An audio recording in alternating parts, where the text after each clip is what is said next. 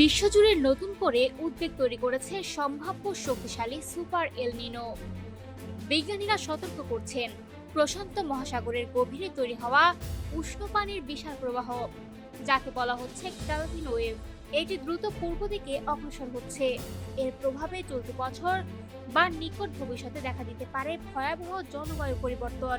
কিছু এলাকায় সমুদ্রের তাপমাত্রা স্বাভাবিকের তুলনায় প্রায় 7.5 ডিগ্রি সেলসিয়াস পর্যন্ত বেশি পাওয়া গেছে।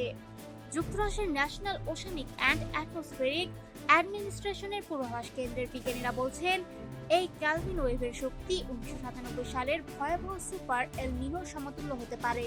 1997 থেকে 98 সালের সেই এল নিনোতে বিশ্বজুড়ে প্রায় $96 বিলিয়ন ক্ষতি হয়েছিল।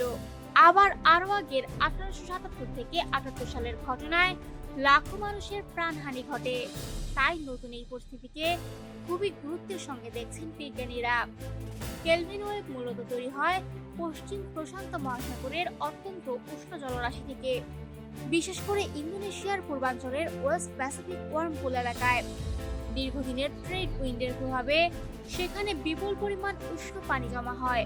এরপর যখন বাতাসের ধারা দুর্বল হয়ে ওয়েস্টার্লি উইন্ড বাস্টে পরিণত হয়, তখন এই উষ্ণ পানি পূর্ব দিকে ঠেলে যায়। এই প্রক্রিয়ায় সমুদ্রের তাপমাত্রার ভারসাম্য নষ্ট হয় এবং কেলভিন ওয়েভ কয়েক মাস ধরে দক্ষিণ আমেরিকার দিকে অগ্রসর হয়।